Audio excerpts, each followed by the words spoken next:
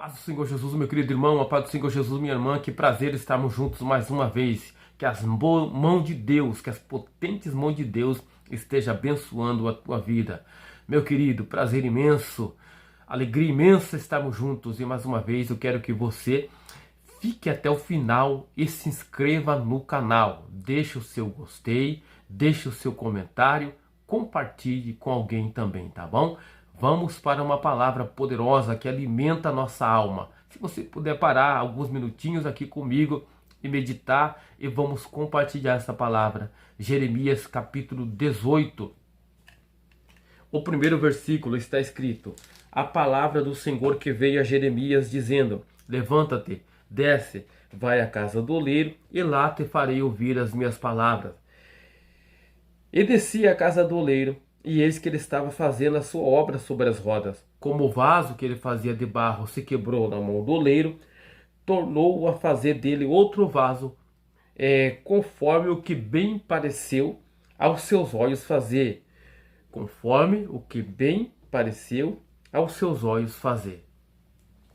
A palavra do Senhor que veio ao profeta Jeremias. Note que Deus vai usar uma situação, digamos assim, uma situação material. Deus pega algo material, algo que é visível, para mostrar a Jeremias, naquela situação, como é que Deus trabalha. Ou seja, Deus pega algo material, esse algo material Deus vai revelar, vai desvendar para o tempo espiritual, nos desvendando, nos revelando aquilo material, nos revelando e nos desvendando espiritualmente.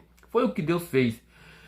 E Deus disse, deu uma ordem para Jeremias: levanta-te, desce, vai à casa do oleiro. É isso que vamos falar aqui, a casa do oleiro. A palavra do Senhor que veio ao profeta Jeremias. Jeremias profetizou num período de 40 anos e a sua mensagem foi rejeitada por todos, pela sua família, pelos seus pais, pelos seus vizinhos, pelos sacerdotes, e a mensagem de Jeremias foi rejeitada também pelos últimos 5 reis de Judá e por toda a nação. Isso nos reflete, parece até que estamos vivendo os dias de Jeremias, porque afinal as pessoas já têm rejeitado muito a palavra do Senhor. Muitos desprezam, não valorizam a palavra que você prega. Você prega o amor, você prega que Jesus cura, você prega que Jesus está voltando, mas as pessoas infelizmente perderam o devido temor pela palavra de Deus. Mas eu louvo a Deus que se você está aqui, é porque você valoriza a palavra de Deus. Se você parou esses minutinhos para escutar a palavra de Deus aqui, é porque você entendeu que a palavra de Deus é como uma bússola que nos dá orientação certa para aquilo que nós precisamos fazer. Então hoje nós vamos aprender algumas lições aqui de Deus para a vida de Jeremias e para a nação de Judá, e que também essas lições que eles aprenderam lá servem para nossos dias atuais. A primeira ordem que Deus vai dar para Jeremias é: levanta-te. Então veja no texto, versículo 2, levanta-te. Esta foi a primeira ordem que o Senhor Deus deu para Jeremias. Levanta-te aqui, essa primeira ordem. Essa expressão levanta-te, ela fala de um posicionamento, de sair da posição atual a qual você está e se posicionar em direção àquilo que Deus tem reservado para a tua vida. E quantas vezes nós nos abatemos devido às lutas, aos problemas e às circunstâncias que só nos dizem não, e com isso nós ficamos paralisados.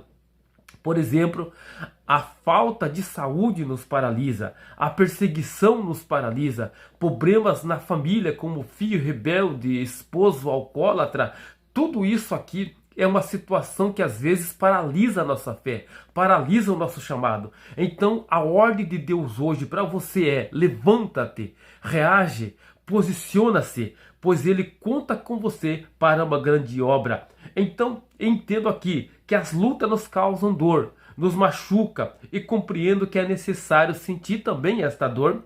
Afinal somos seres humanos, temos sentimento, mas o que nós não podemos é ficar prostrado diante dessa dor. Então a primeira ordem que Deus deu para Jeremias foi: levanta-te. Levanta-te fala de um posicionamento, Deus nos despertando para sair do posicionamento que estamos e nos posicionar em direção a Ele, aquilo que Ele tem para nós, nos posicionar em direção à promessa que Deus tem prometido para nós. A segunda ordem, nós vemos aqui, levanta-te e desce.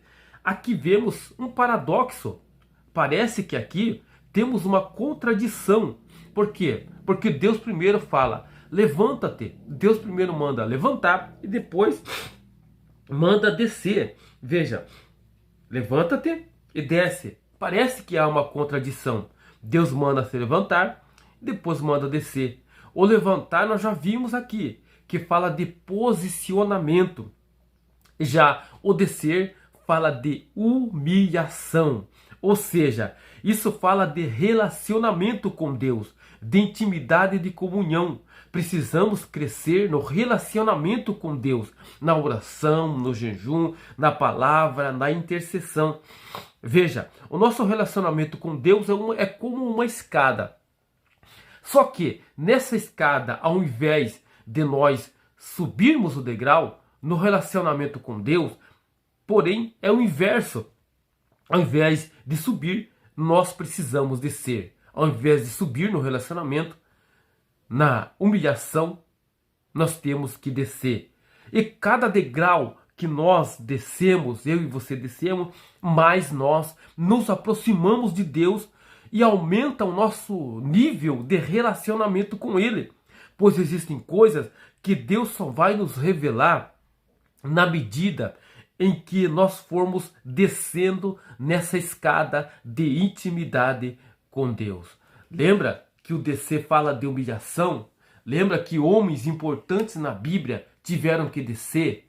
O Rio Jordão é o único rio que desce para as regiões do Mar Morto. E ele desce a quase 300 metros abaixo do nível do mar. Jordão significa aquele que desce. E há exemplos na Bíblia de homens que tiveram que descer ao Jordão, descer no nível de intimidade, descer no nível de humilhação na presença de Deus. Mesmo quando estavam no auge, mesmo sendo homens importantes, tiveram que ir para o Jordão. Lembra de Naamã, chefe do exército do rei da Síria, mas que tinha uma lepra? Foi necessário ele descer até o Jordão para ser purificado da sua lepra. Lembra também de Eliseu, quando tinha uma escola de profeta, quando ele começa a ficar famoso e todos queriam estudar na escola de profeta de Eliseu.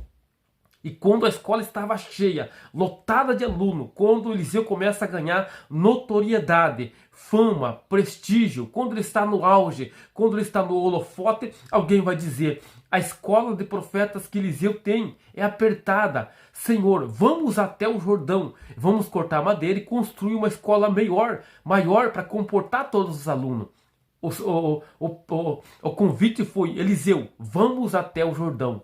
Quando Eliseu está subindo, quando todos querem aplaudir Eliseu, quando ele está no auge da sua carreira, do seu ministério, o convite é, vamos descer até o Jordão. Lembra também de Jesus, filho de Deus? Mesmo sendo Deus, humilhou-se, assumiu a forma humana, esvaziou-se da sua grandeza, da sua onipotência, da sua onipresença, tornou-se homem e desceu até o Jordão para ser batizado por João Batista. Então, na escada de nível, de relacionamento com Deus, Deus diz para Jeremias, levanta-te, mas desce até a casa do oleiro.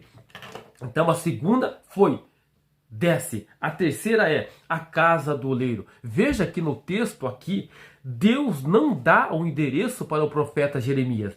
Deus simplesmente vai dizer, levanta-te e desce a casa do oleiro.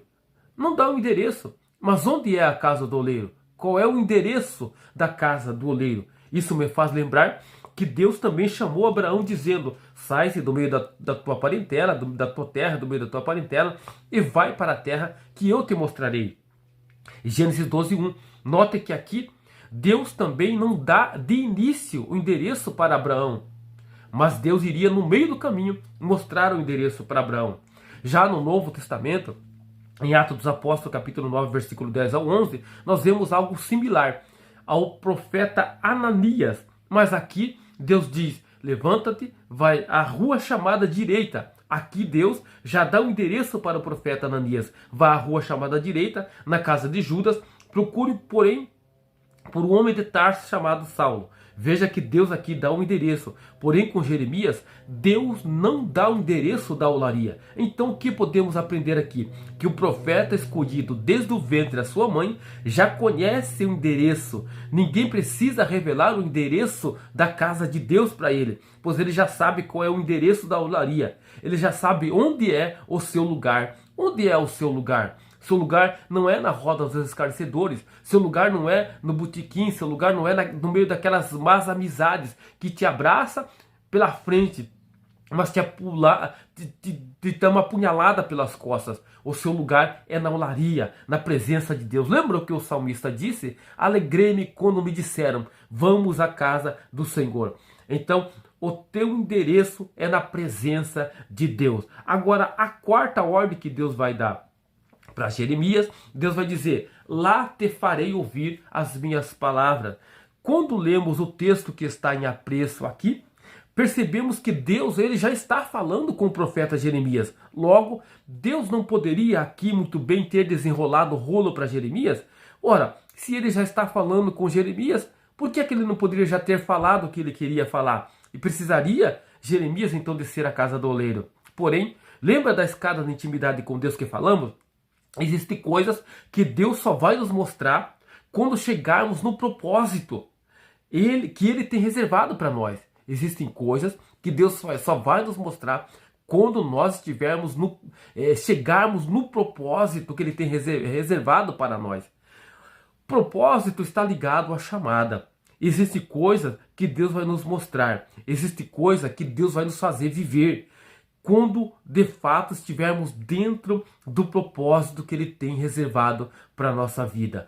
Lá te farei ouvir as minhas palavras. Só quando Jeremias chegasse no propósito, no destino que Deus tinha determinado, é que Deus iria revelar a palavra dele para Jeremias. Desci à casa do oleiro. A quinta ordem é, veja que Jeremias é um profeta obediente. Ele ouve a voz de Deus, dando um direcionamento para a sua vida. E após ele ouvir a voz de Deus, dando um direcionamento para a sua vida, ele obedece à voz de Deus e vai colocar em prática. E quantos não têm dado ouvido à voz de Deus? Quantos não têm sido obedientes à voz de Deus? Deus manda ir para um lado, a pessoa vai para o outro. Nós temos exemplos bíblicos acerca disso aqui. O maior deles é o profeta Jonas. Deus fala, vai por aqui, ele vai por outro caminho, não obedecendo à voz de Deus. Mas temos um grande exemplo de obediência também. Não só Jeremias, mas Noé. A Bíblia vai dizer que Noé fez tudo conforme Deus lhe tinha mandado fazer. Aqui está o segredo da prosperidade. Aqui está o segredo de ser abençoado. Qual é? Obedecer a Deus em tudo, conforme o que Deus ordenou. Jeremias foi obediente à voz de Deus. A sexta aqui é, eis que ele estava fazendo. Note que a Bíblia vai dizer, Jeremias desceu, obedeceu, ouviu a voz de Deus, levantou, desceu, foi à casa do oleiro. Quando ele chegou lá, o oleiro já estava trabalhando. Eis que ele estava fazendo já a sua obra. Perceba que o oleiro não começa a trabalhar quando Jeremias chega na casa do oleiro. Mas quando Jeremias chega na olaria, o oleiro já estava trabalhando. O oleiro já estava fazendo a sua obra. E muitas vezes você pode não estar vendo, mas o oleiro, Jesus Cristo, já está trabalhando em prol da sua vida. A circunstância da vida pode até estar te impedindo de ver Jesus trabalhando, mas isso não significa que ele está parado de braços cruzados. Você pode até não estar vendo, mas isso não significa que Deus está parado. Deus trabalha para aquele que nele espera, disse o profeta Jeremias, o profeta Isaías, aliás. Mas quando Jeremias chega na olaria, o profeta já estava trabalhando. O que eu quero dizer aqui, o que eu posso aplicar aqui, é que Deus já está trabalhando em prol da tua vida, mesmo sem você ver, mesmo sem você perceber. Deus trabalha em prol da tua vida. O vaso se quebrou na mão do oleiro. Note que agora o sétimo quesito aqui foi: alguém pode até pensar que foi o oleiro que não foi cuidadoso com a sua obra e que quebrou o vaso. Mas na verdade o texto vai dizer que foi o vaso que se quebrou na mão do oleiro. Ora, por que é que o vaso se quebrou? Vamos ver. O vaso ele se quebra justamente porque no meio do barro ainda está impregnado algumas raízes, algumas pedrinhas, e isso acaba fazendo o vaso trincar na mão do oleiro. Veja que não foi por descuido do oleiro, mas foi porque havia raízes, havia algumas pedrinhas, e isso fez com que o vaso trincasse. Essas raízes falam de coisas que ainda podem estar impregnadas na nossa vida, pensamentos, de atitudes do velho homem, porque agora nós somos nova criatura, nós somos novo homem. Quando aceitamos a Cristo, passamos pelas águas do batismo, nos fazemos novas criaturas, rejeitando aquela vontade que tínhamos lá atrás, ou aquilo que fazíamos lá atrás e que temos vontade de fazer hoje, mas temos que rejeitar. E essas raízes podem ser quando fazemos a vontade do velho homem que morreu lá atrás. São raízes que estão impregnadas na nossa vida. Pensamentos e atitudes do velho homem, como descrenças que adquirimos antes de vir para a presença de Jesus. E as pedrinhas vai falar de impureza que pode estar na nossa vida, como certos pecados de estimação, a arrogância, egocentrismo, soberba, incredulidade, dureza de coração. Tudo isso pode representar uma pedrinha que pode nos quebrar na presença de Deus como vaso que nós somos. Temos que tirar essa impureza para que não nos venhamos nos quebrar. Não foi o oleiro que quebrou, mas foi o vaso que se quebrou. É nós que nos quebramos às vezes diante de Deus. Não é Deus que nos quebra. Nós nos quebramos por nossos atos, por nossas atitudes mesmo, por nossa responsabilidade mesmo.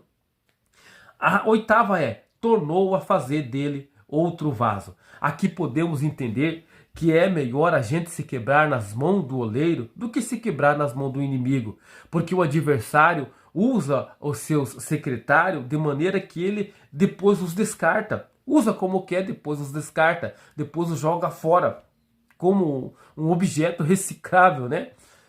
Mas o nosso oleiro, mesmo quando nós nos quebramos diante da sua santidade, diante da sua glória, ele não nos joga fora, ele não nos descarta, ele não desiste de você.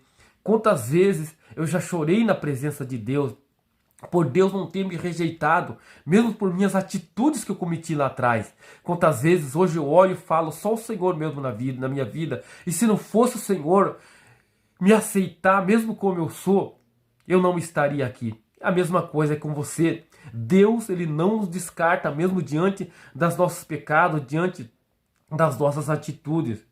Mas o nosso oleiro, ele não nos joga fora.